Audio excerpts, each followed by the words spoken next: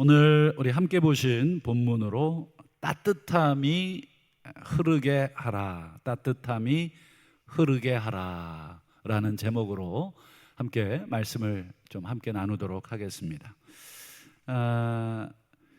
지난주 7월 이제 29일자 우리 한 신문 기사를 보니까 이런 기사가 올라와 있습니다.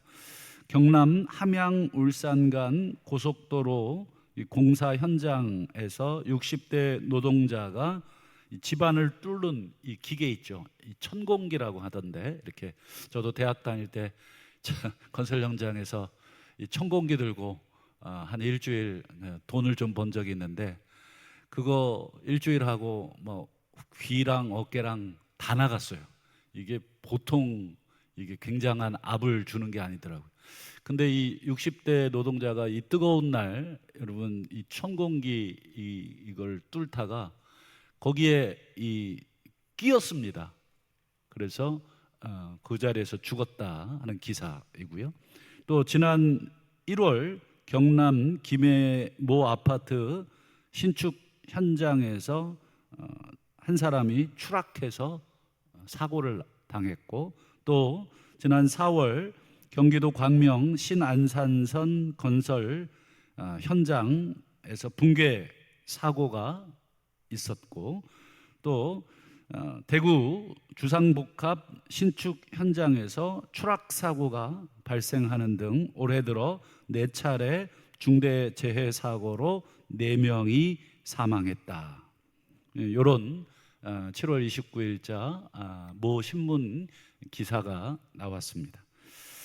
근데 이 공교롭게도 요 4건의 사고가 전부 같은 회사에서 발생한, 같은 이 건설 회사에서, 그러니까 이 한 건만 사고가 나도 굉장히 이 회사로서는 큰 이미지 타격인데, 이게 4건이나 그 회사에서 발생이 된 거죠.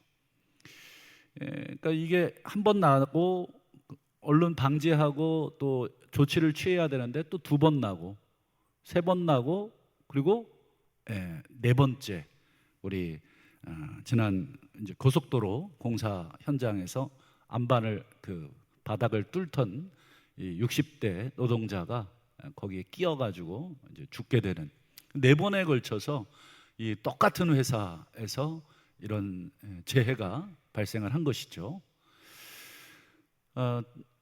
대통령이 국무회의에서 이례적으로 이 사건을 언급하면서 이런 말을 했습니다. 똑같은 회사에서 똑같은 방식으로 사망사고가 일어나는 것은 결국 죽음을 용인하는 것이다. 뭐 죽어도 된다. 죽음을 용인하는 것이고, 아주 심하게 말하면 법률적 용어로 미필적 고의에 의한 살인이다.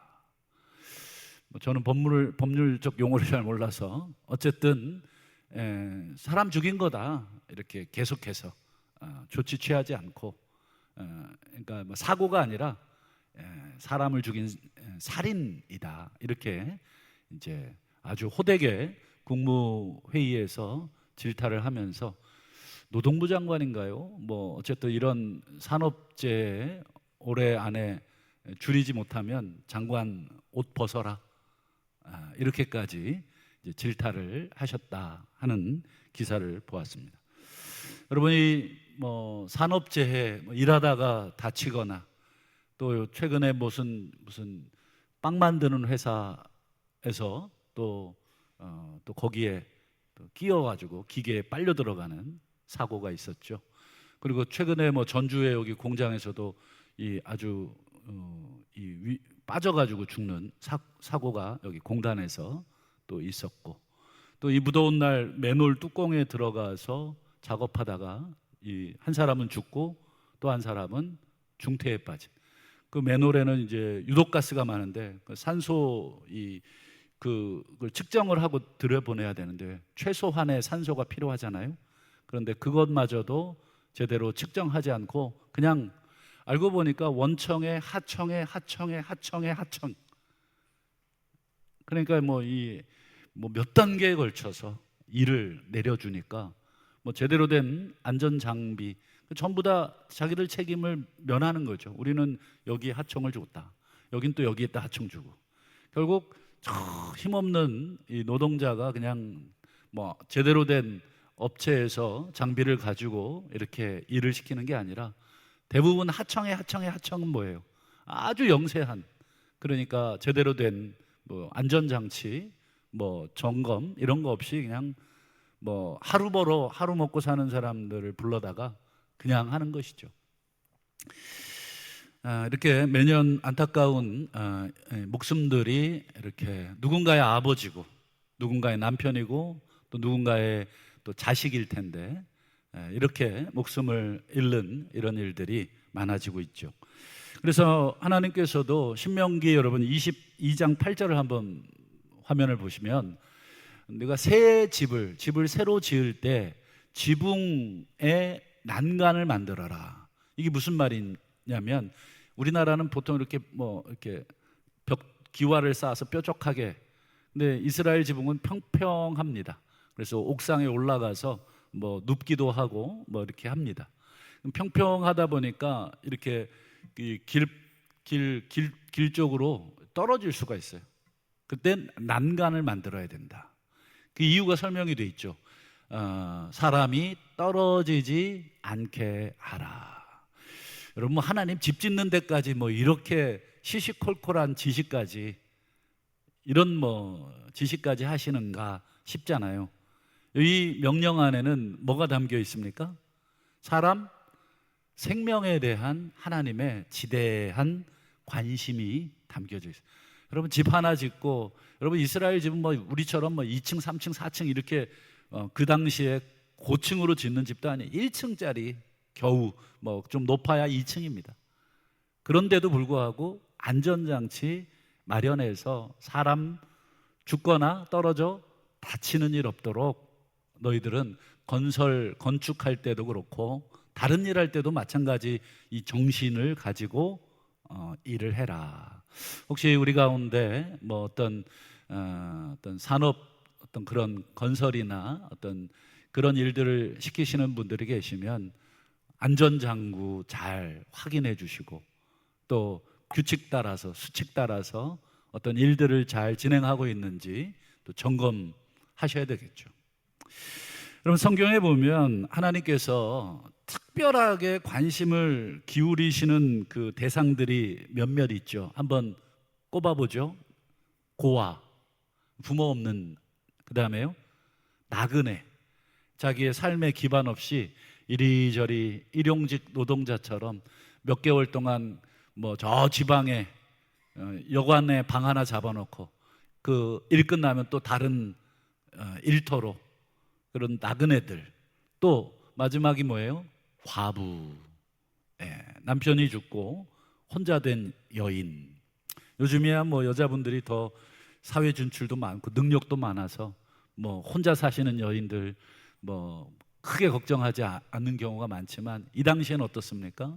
여인이 혼자 산다는 것은 정말 있을 수 없는 사회적인 약자입니다. 그러니까 하나님이 나그네, 고아, 과부 이 세 종류의 사람들에게 특별한 관심을 이 율법에다가 명시해 놓고 있어요.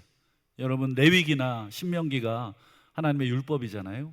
이 율법에 그들에 대한 배려, 그들에 대한 관심을 하나님이 특별히 여러 번, 오늘 우리가 읽으신 이 본문 23장 그리고 24장에도 보면 계속해서 하나님이 그런 관심을 보여주고 있습니다. 여러분 신명기 24장 14절을 한번 보실까요? 하나님 뭐라고 하십니까? 곤궁하고 비난한 품꾼. 하여튼 뭐 곤궁, 비난, 가난한 사람이잖아요. 가난한 어떤 하루 먹고 벌어먹고 사는 가난한 품꾼들, 그저 일당 받아서 먹고 살아야 하는 그런 품꾼들, 형제이든 아니면 객이든 학대하지 마라. 여러분 외국인 노동자 여러분 제대로 된 처우 해야 됩니까? 안 해야 됩니까? 나그네든 형제든 제대로 된 처우를 해줘야죠.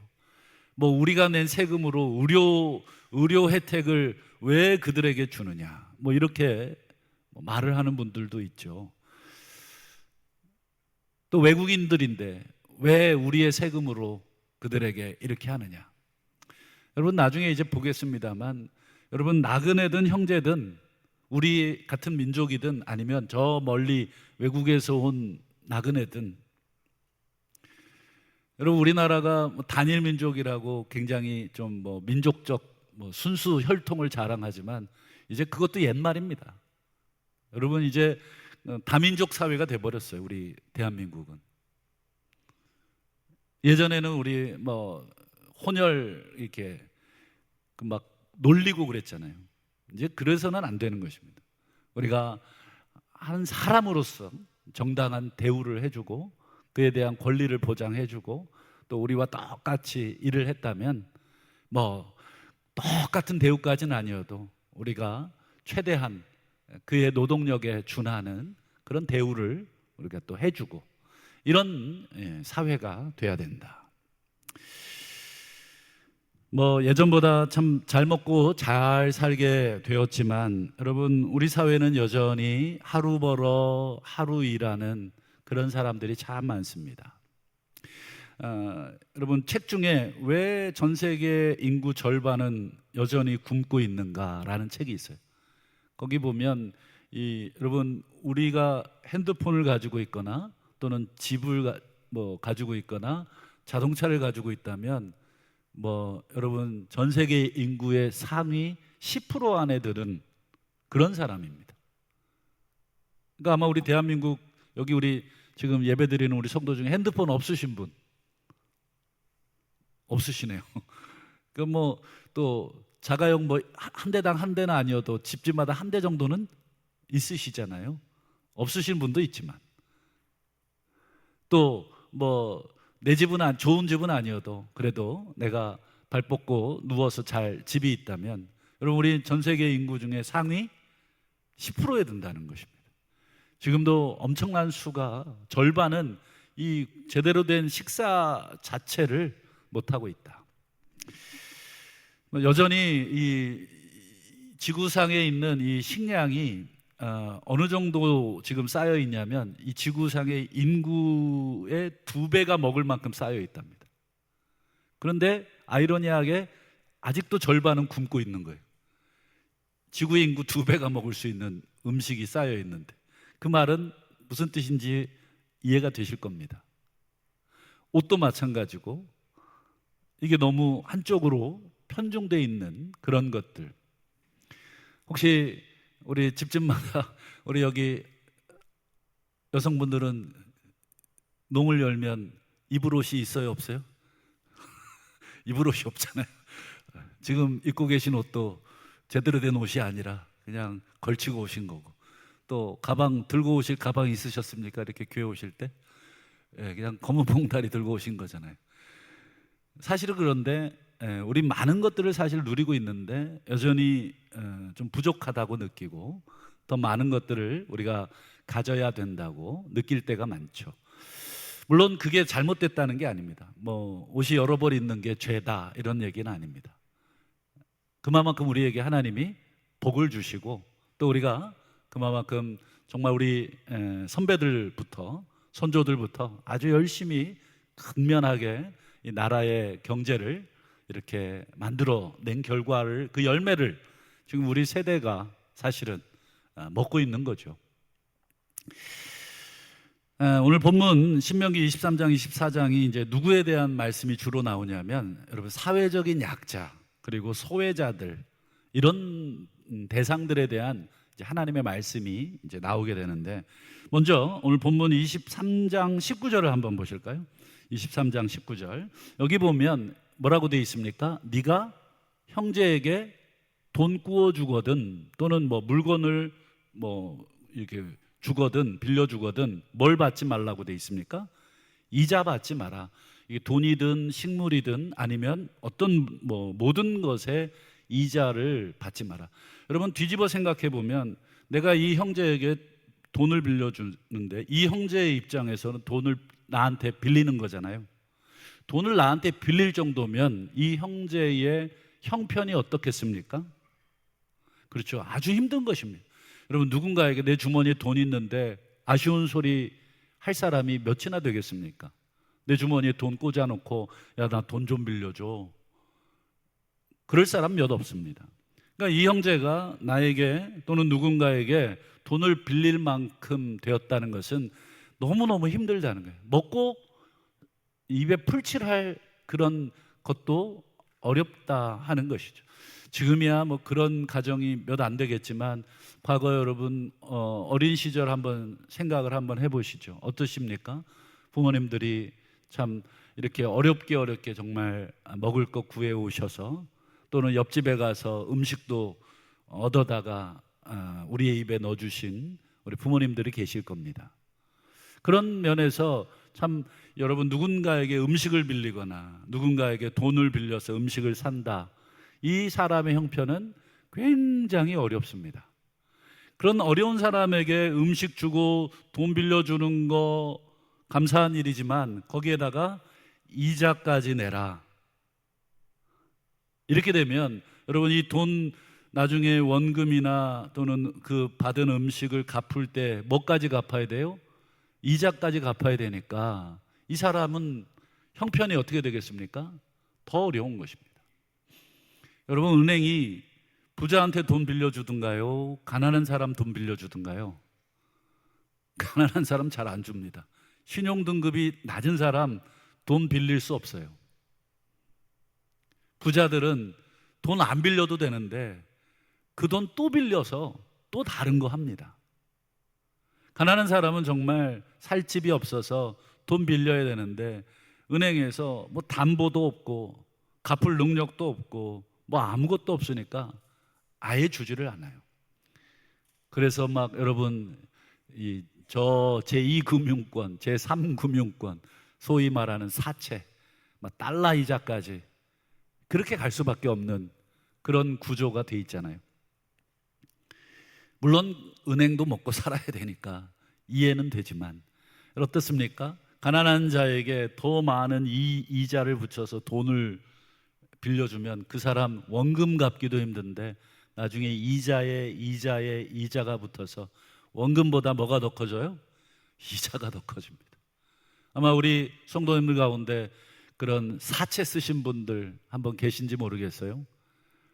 정말 매달 돌아오는 그거 감당할 수 없어서 때로는 우리 아버지들이 또 목숨을 끊거나 아니면 혼자 그냥 집을 나가거나 노숙자가 되는 거죠. 그런 분들이 서울역에 아직도 즐비합니다. 여러분, 형제에게 얼마나 가난하면 돈을 빌리러 왔겠습니까? 그런 형제에게 이자 받지 마라. 여러분, 또 24절 25절도 한번 보실까요? 이웃의 포도원에 들어갈 때 마음대로 그 포도를 배불리 먹어도 된다. 그러나 그릇 담지 마라. 이웃의 곡식밭에 들어갈 때 손으로 이삭 따먹어도 된다. 하지만 낯을 대서 이렇게 거두어 오지 마라. 어떤 분은 이 본문을 어떻게 이해하냐면 남의 포도원, 남의 밭 가서 그냥 마음대로 함부로 그냥 먹을 수 있구나. 그래서 여러분, 예전에 뉴스 보셨죠? 어떤 분이 남의 가게에 가서 막 이 물건 저 물건 막 먹고 계산도 안 하고 나가버린 거예요. 그리고 주인이 잡아갖고 경찰에 신고를 한 것입니다. 그랬더니 그분이 뭐라, 우리 하나님이 먹으라 그랬어. 이게 지금 마음대로 들어가서 배불리 먹어도 된다. 여러분, 이거를 그렇게 해석을 하는 거예요. 여기 하나님 들어가서 마음껏 내 거라고 먹으라. 여러분, 이 본문은 그런 뜻이 아닙니다. 여기에 담긴 정신은 뭐냐면, 여러분, 남의 포도원에 들어가서 이렇게 따먹을 정도로 너무너무 배가 고픈 것입니다. 가난한 거예요. 이 가난하고 배고픈 사람이, 여러분, 옆에 포도가 있고 옆에 곡식단이 있는데 그거 어떻게 견딥니까? 그래서 들어가서 몇 송이 따먹은 것이고, 그리고 이렇게 손으로 비벼서 이렇게 생으로 먹은 것입니다. 그거 먹도록 해줘라, 이런 뜻입니다. 그러나 그렇게 손으로 따먹지만 그것도 남의 소유니까 그거 바구니채 이렇게 막 포도를 다 송이송이 따가지고 이렇게 담아서 가지는 마라. 너도 살아야 되지만 누구도 살아야 돼요? 그 1년 동안 열심히 포도를 가꾼 사람도 그걸로 먹고 살아야 되니까 서로 배려하고 서로 나누는 정도, 하나님이 그렇게 하라는 뜻이지, 이거 아무 가게나 가서 신명기 이 말씀 들이대면서 막 이렇게 하라 그랬다고. 여러분, 우리 뭐 사업하시거나 장사하시는 우리 성도 가게 가서 뭐 공짜로 내놔라 뭐 이렇게 하지 마세요. 그분도 먹고 사셔야 됩니다. 정당한 값을 지불하고 그렇게 또 먹고, 그분이 나중에 뭐 서비스로 쿠키를 하나 더 주면 또 감사한 거죠. 여러분, 24장에도 보면 그 외에도 하나님이 계속해서 이 가난한 자들, 사회적 약자들에 대한 배려를 얼마나 많이 명하시는지 우리 몇 것만 보겠습니다. 우리 24장 6절과 13절을 함께 보시면, 자, 맷돌, 그리고 맷돌의 그 윗짝을 전당 잡지 마라. 이 돈 빌려주고 맷돌을 전당 잡거나, 그 맷돌은 두 짝으로 돼 있는데 그 위쪽 뜯어가면 여러분 밑에 것만 가지고 아무 짝에 쓸모가 없잖아요. 이게 무슨 뜻인지 아시겠죠? 맷돌이나 이 맷돌의 윗짝을 전당 잡지, 뺏어가지 말라. 돈 갚을 때까지 이거 내가 보관, 그렇게 하지 말라. 왜요? 이 맷돌은 당장 저녁에 아이들 음식해서 마련해 주는 밥솥인데 그 애들 밥 누가 어떻게 해주라는 얘기냐. 어떻게 돈 좀 빌려줬다고 그 먹고 살아야 되는 식기류를 그거 저당을 잡고 압류를 시키냐. 그렇게 하지 마라. 여러분, 하나님의 뭐가 담겨져 있는지가 보이시죠? 그 다음에요, 13절, 해질 때에 전당물 돌려줘라. 보통은 우리 이제 그 당시에 겉옷이 고가입니다. 겉옷은 이불이기도 하고 또 자기의 신분을 나타내기도 하는, 그래서 겉옷을 저당을 잡힐 때가 많아요. 근데 그래서 낮에 이 돈 빌려주고 저녁 때까지 이걸 잡아놨다면 저녁에는 가난한 사람 그 옷 돌려줘라. 왜냐하면 집이 없어서 그냥 길에서 자게 되는 경우가 많아요. 그런데 그거 덮고 자야 됩니다. 새벽에는 여러분 이슬이 내리면 춥습니다. 얼어 죽을 수도 있어요. 그러니 그 이불 하나 덮을 수 있도록 그 생명의 위협을 가하지 않도록 그렇게 해줘라. 그럼 하나님 마음이 이 안에 담겨져 있죠. 또 15절과 17절도 한번 보실까요? 품삯 당일에 주고 해진 후까지 미루지 마라. 여러분, 하루 종일 여러분 배고프고 노동력을 제공했는데 그거 받아야 저녁 먹고 살아갈 텐데 여러분, 그 주인이 그걸 돈을 가지고 안 주는 것입니다. 길들이는 거죠. 여러분, 원청업체가 하청업체에게 일하고 돈 안 주는 거 똑같은 거예요. 내가 못 먹어도 밑에 하청업체 직원들 여러분 뼈 빠지게 일했는데 내가 차라리 조금 덜 가져가더라도 그 사람이 수고한 것은 그날 바로바로 계산해 줘라. 물론 이 사업 구조가 아주 복잡하다 그래요. 저는 잘 모르겠습니다만 뭐 어음으로 해가지고 뭐 2달, 3달 만에 이 대금을 지불받고, 여러분 2-3달 동안 이 영세한 업자들은 그거 메꾸려고 또 은행 이자 줘가면서 또 대출받고 그 사업장을 겨우겨우 버티고 있는 거예요. 그래 한 달 그거 밀리면은 여러분 그 이자의 이자를 불어서 견딜 수 없어서 죽는 거예요. 다 무너집니다. 여러분, 이 큰 부자들은 그거 줘도 되는데 그거 안 주고 있는 거예요. 말 잘 듣게 길들이는 거죠. 17절도 보세요. 객, 고아, 송사. 여러분, 객이나 고아가 여러분 재판에 들어가면 100% 집니다. 누가 객과 고아의 편을 들어주겠습니까? 아무짝에 편 들어줘 봤자 여러분 소위 변호사 그 수임료도 못 받아요. 우리 승리 수당도 받아야 되는데 이들 도와줘서 뭐 승리하게 해준들 이들이 고맙다고 뭐 또 별도의 사례를 하겠습니까? 뭐를 하겠습니까? 과부의 옷, 여러분 과부라는 자체도 힘든데 그 옷까지 또 저당을 잡으면 얼어 죽으란 얘기죠. 생명에 대한 이 사회적인 경시풍조를 하나님께서 어떻게 하시는 거예요? 이렇게 철저하게 막아주고 계신 거죠. 여러분, 어떤 사람들이 그런 말 하더라고요. 사람들이 이렇게 막 도와주면 안 된다고, 게을러진다고, 일하지 않는다고. 여러분, 정말입니까? 여러분, 이렇게 도와주면 그 사람들 더 게을러지고 더 일 안 하고 이렇게 살게 됩니까? 여러분, 물론 게을러서 일 안 해서 이렇게 어렵고 힘들게 된 것도 여러분 그럴 수 있죠.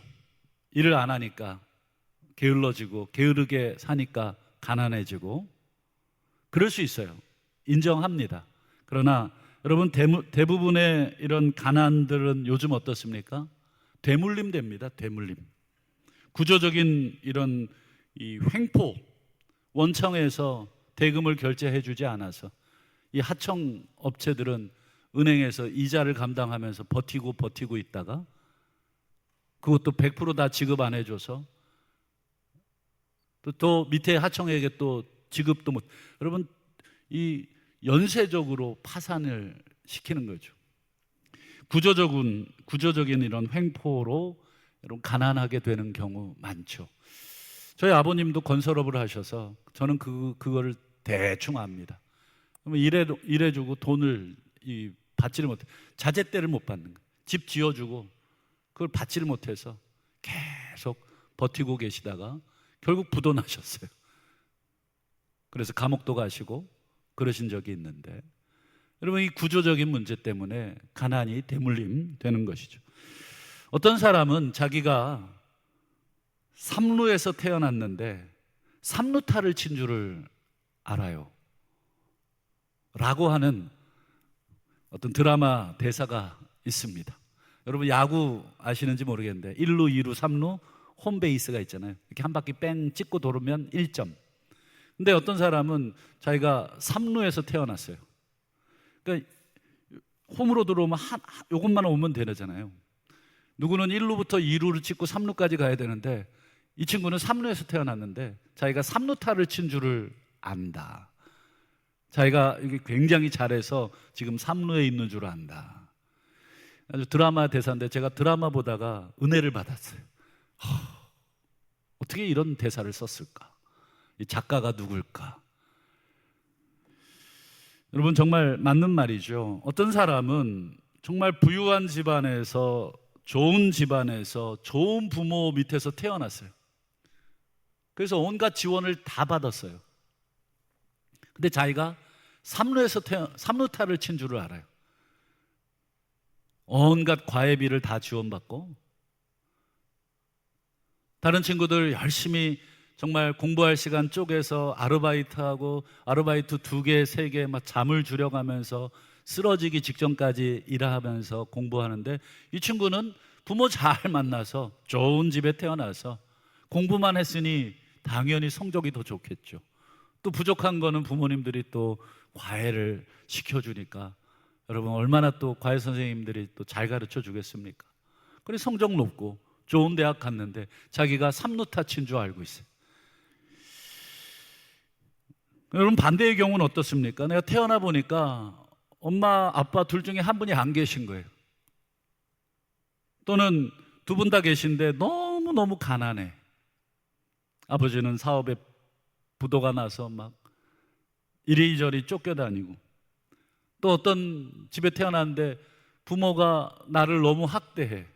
여러분, 혹시 어릴 때 맞고 자라신 우리 성도님들 계십니까?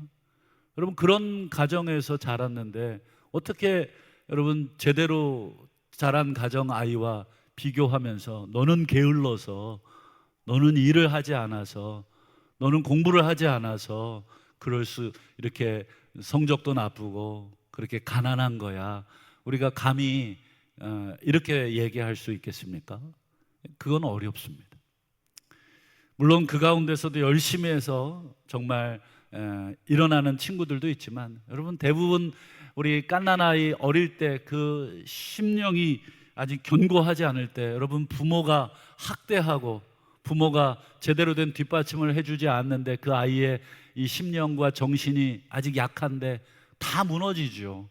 누구든지 무너지는 것입니다. 그런 상황에서 그 아이에게 책임을, 그 아이가 게을러서, 그 아이가 공부를 하지 않아서, 열심히 살지 않아서 네가 지금 이런 거야, 이렇게 말을 한다는 것은 너무너무 사탄적인 발언이겠죠. 여러분, 지금 하나님이 뭐 대단한 거 주라고 하신 게 아니죠.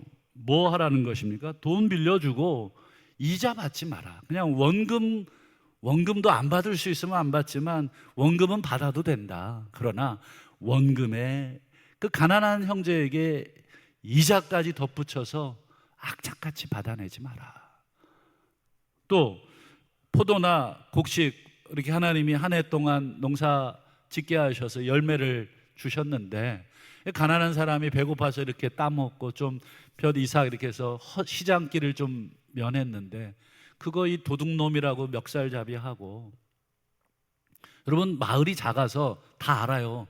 이 김종철이가 이렇게 따먹으면 저 돈 있는 놈이 저거 따먹는다고 대번 알지만, 여러분 가난한 사람이 따먹으면 아유 저 집은 먹어야 돼, 저 집은 놔도, 여러분 숟가락이 몇 개인지까지 다 아는 그 조만한 사회입니다. 지금처럼 우리 큰 대도시, 옆집이 누군지도 모르고 뭐 자식이 어떤지도 모르는 그런 사회가 아닙니다. 그러니까 다 알아요. 지나가다가 아유 저 양반이가 따먹네 그러면 아유 그래 가정 형편 다 알고 경제적인 상황 다 알기 때문에 그거 놔둬라. 여러분 하나님이 뭐 대단한 그거 뭐 너희들에게 있는 걸 뭐 다 주라는 게 아니라 그 이자, 그리고 포도 몇 송이, 곡식 얼마, 그것 좀 남겨두고 먹을 수 있도록, 가난한 사람이 생명을 부지할 수 있도록 배려해 주면 안 되겠니? 여러분 딱 요 정도 수준입니다. 나 굶어가면서까지 내 거 다 주라는 게 아니라 네 거 다 가지고 조금. 여러분 우리 하나님이 다스리는 나라, 그리고 하나님이 원하시는 공동체, 어떤 나라고 어떤 공동체이겠습니까? 여러분 성경에 보면 하나님이 다스리는 나라에 대한 이사야서에도 그 비전이 나오고 또 요한계시록에도 그 모습이 나오잖아요. 어떤 나라입니까? 그렇죠. 여러분 따뜻함을 서로 느낄 수 있는 나라, 부족함이 없게 서로 나누어 줌으로 주는 사람은 너그러운 마음과 받는 사람은 따뜻함을 느낄 수 있는 그런 나라, 그런 공동체. 여러분 받는 사람은 당연한 것으로 여기지 않고 감사한 것으로 여기면서 서로 받는 나라, 그런 공동체. 그게 바로 여러분 하나님의 공동체, 하나님이 원하시는 나라입니다. 여러분 성경에 보면 여러분 11조 외에 하나님이 구제금을 내라 율법으로 아주 명시해 놓으셨잖아요. 여러분 구제금은 어떻게 내냐면 매 3년마다 10분의 1을 구제하라 이렇게 되어 있습니다.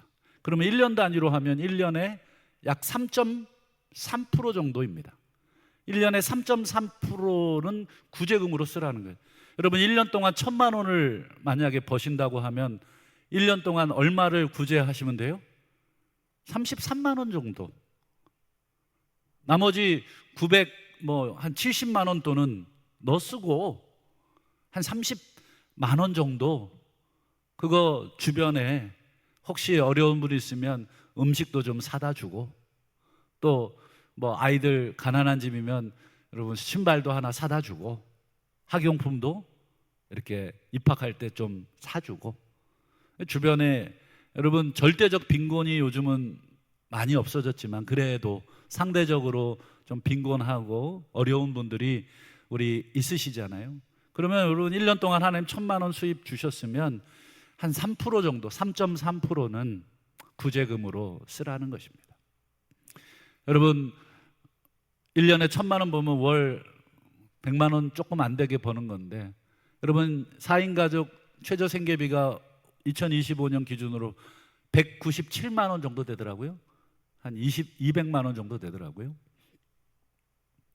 그러니까 여러분 어느 정도 수입이 되는지 모르겠습니다만 그 중에 여러분 하나님이 주신 그 은혜의 분량에 따라서 우리 11조 생활도 하시지만 그 외에 구제에 대한 그 부분을 하나님이 율법에 명시하실 만큼 하나님 가난한 사람에 대한 이런 배려, 어느 누군가는 이렇게 얘기할지 모르겠어요. 왜 우리가 도와야 되냐? 내가 열심히 벌어서 내가 벌어먹고 너는 네가 벌어먹고. 근데 아까 말씀드린 것처럼 여러분 나는 삼루에서 태어났고 쟤는 일루에서 태어난 친구입니다. 조건이 달라요. 성장 조건도 다르고 여러 가지 게임 자체가 불균형합니다.